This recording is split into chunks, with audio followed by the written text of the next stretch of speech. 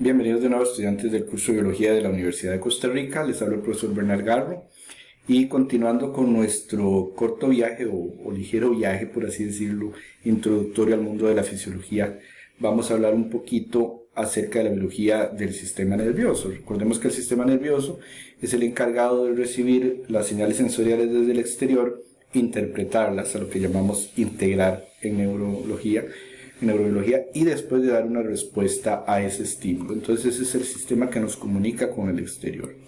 Bien, si recordamos un poco los temas de biodiversidad que hemos visto, vimos que evolutivamente hablando cada uno de los sistemas ha ido evolucionando según los filos y vamos avanzando en el árbol evolutivo. Esto no es contrario ni una excepción para el sistema nervioso. Entonces vemos que hay una evolución desde la aparición de las primeras células sensoriales en los filamentos derivados hasta ir cada vez aumentando más la complejidad del sistema nervioso. Entonces, si nos colocamos en el filum, por ejemplo, de los cnidarios, vamos a ver y recordar que ahí lo que tenemos es una red nerviosa, es decir, un conjunto de células, ¿verdad?, que están dispersas por el cuerpo y que cumplen esa función sensorial a la manera de una red.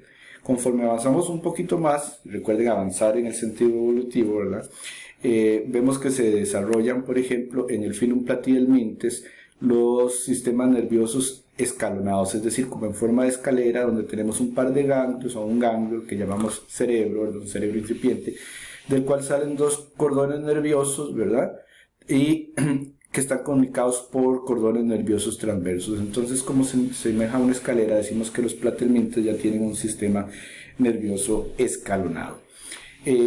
Luego, por ejemplo, en otros filos intermedios como el filum Annelida y otros, vamos a encontrar que cada vez más se van volviendo un poco más complejos los ganglios nerviosos, ¿verdad?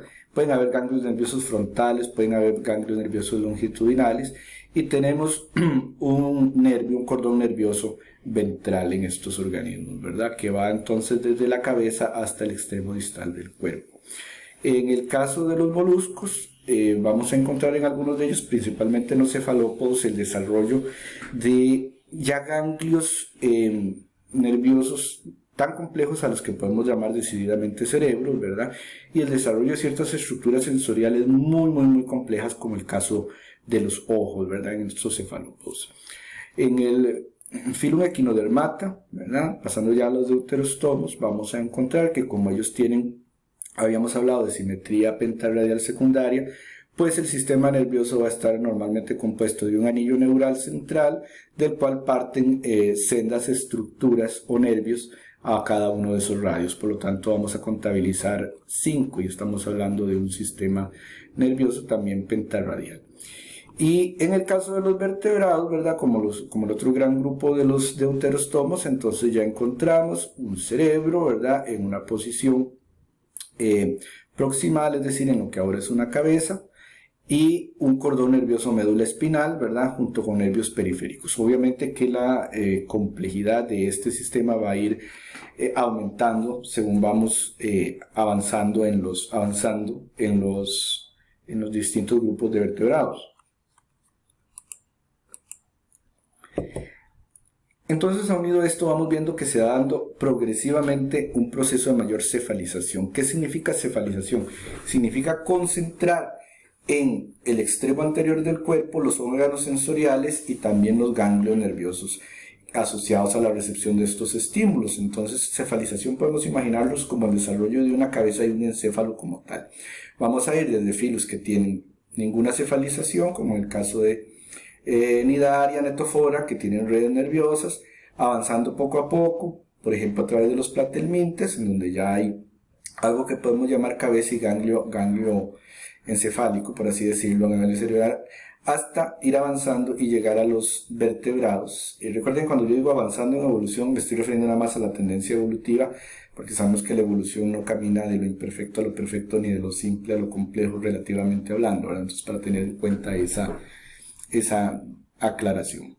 Bueno, entonces vamos viendo un proceso de cefalización hasta llegar a los mamíferos, ¿verdad?, donde vemos ese proceso de cefalización sumamente desarrollado. Entonces, si nos ubicamos en los animales como los mamíferos, por ejemplo, vamos a ver que consta, y los vertebrados en general, el sistema nervioso de dos grandes ramas, digamos así. Una rama central, que es como el eje central, al que llamamos sistema nervioso central, que va a estar compuesto por el encéfalo y la médula espinal, y una red de nervios que van al resto del cuerpo, a la periferia del cuerpo, y por eso se llama sistema nervioso periférico. Entonces encontramos sistema nervioso central, que tiene el cerebro, el encéfalo y la médula, y el sistema nervioso periférico, donde tenemos tanto la división somática o nervios somáticos como la división autónoma o nervios autónomos. Y a su vez, los nervios autónomos se van a dividir en los nervios del sistema o de la división simpática y de la división parasimpática, que vamos a volver a eso dentro de poco. En general, en Homo sapiens, a nivel de los nervios periféricos, vamos a tener que hay 12 pares de nervios que salen, que se llaman nervios craneales, ¿verdad? Porque salen de la región proximal al cráneo, ¿verdad?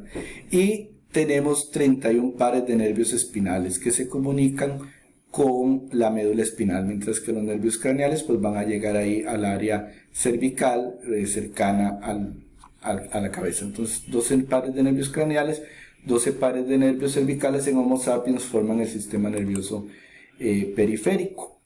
¿Cuál es la unidad estructural y funcional del sistema nervioso? Pues la neurona, ¿verdad? Las neuronas son estas células que son sensibles eléctricamente, ¿verdad? Tanto las neuronas como los músculos lo son eléctricamente sensibles y pueden disparar descargas en sus membranas, y a eso llamamos potenciales. Bueno, entonces las neuronas las podemos subdividir primariamente en tres grandes grupos: las neuronas sensoriales, las interneuronas y las neuronas motoras. Las neuronas sensoriales son aquellas que se van a encargar de percibir estímulos o información del medio ambiente y llevarlo hacia el sistema nervioso. Las interneuronas son las que normalmente se encuentran en los órganos que hacen la integración nerviosa. ¿Qué quiere decir la integración nerviosa? Asimilar, estudiar el estímulo y ordenar, dar una respuesta. Entonces, ¿dónde vamos a encontrar las interneuronas? Pues en regiones como la médula espinal y como el cerebro, el encéfalo, ¿verdad? Finalmente, las neuronas motoras son aquellas que van a llevar la orden de acción desde el sistema nervioso central hasta la periferia, hasta el órgano. Por ejemplo, la neurona que lleva la información que me dice contraiga el brazo o mueva el brazo, esa sería la neurona motora. Entonces, las neuronas sensoriales son aferentes porque traen la información hacia adentro, y las neuronas motoras son eferentes porque las llevan hacia afuera. Entonces, en este esquemita muy bonito vemos como una neurona sensorial, ¿verdad?, o aferente va a llevar el estímulo, por ejemplo, que tocamos algo caliente, entonces va a llevar ese estímulo a través de ella hasta una interneurona. La interneurona va a recibir esa información y toma una decisión, la integra, eso se llama integración nerviosa. Entonces, por ejemplo, que si tocamos algo caliente, la interneurona siente el calor, el peligro y ordena quitar la mano, por ejemplo, de eso que está caliente. Y entonces envía esa información a una neurona motora, que ahora es la encargada de llevar esa información, esa respuesta hasta el músculo y hacer que el músculo se contraiga para que quitemos la mano. Eso que acabo de describir es un arco reflejo, que es una de las respuestas más sencillas que hay a nivel de circuitos nerviosos. Bueno, aquí encontramos entonces que la transmisión de la información a través de las neuronas, a través del sistema nervioso, va a ser de dos tipos, que puede ser la transmisión eléctrica y la transmisión química. La transmisión eléctrica es aquella en que lo que viaja es la información en forma de un impulso nervioso, que ese impulso nervioso va a ser una despolarización vectorial de la membrana a la que llamamos potencial. Y esa información va a llegar al término, a la punta de la neurona, que se llama terminal sináptica. Para pasar a la siguiente neurona, como las neuronas están separadas por el espacio sináptico, esa información eléctrica va a tener que ser traducida a una información química, es decir, a moléculas que se llaman neurotransmisores. Entonces, el neurotransmisor es liberado de la terminal sináptica gracias a la información eléctrica y pasa a las dendritas de la siguiente neurona. Entonces tenemos transmisión eléctrica que pasa a transmisión química que vuelve a pasar a transmisión eléctrica. Y esa es más o menos la funcionalidad básica de este transporte de información a través de las neuronas.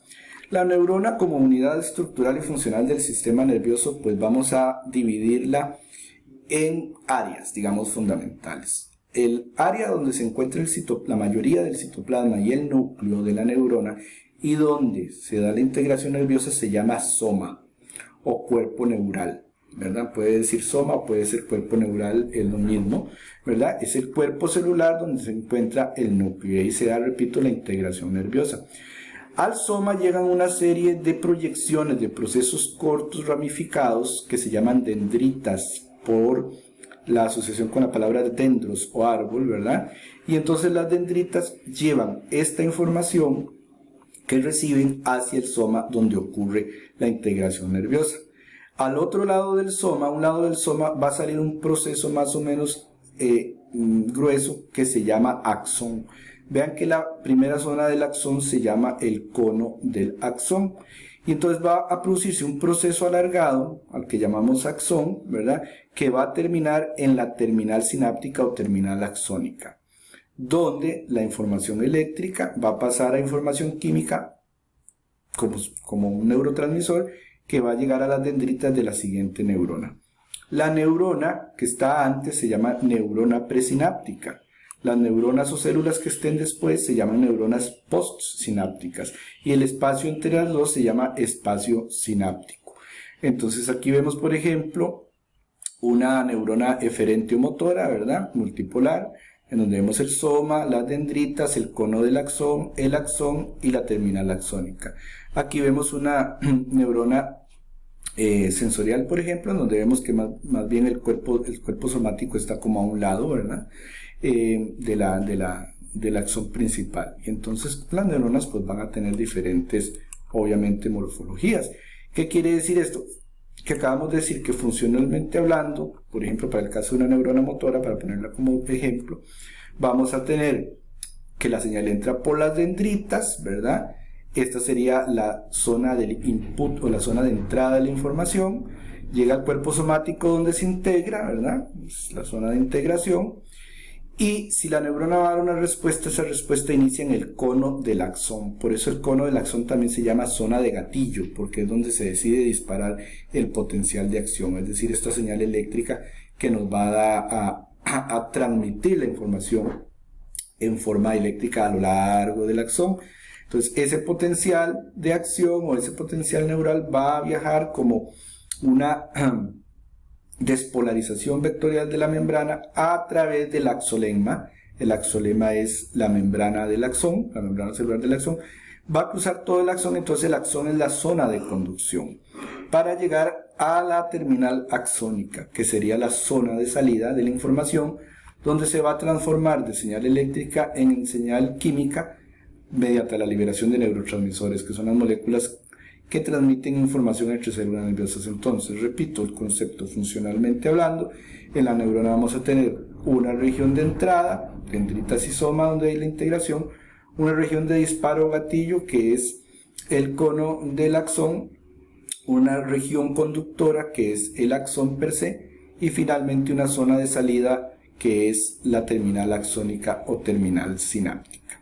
Continuamos con la información en la siguiente parte de la videoclase.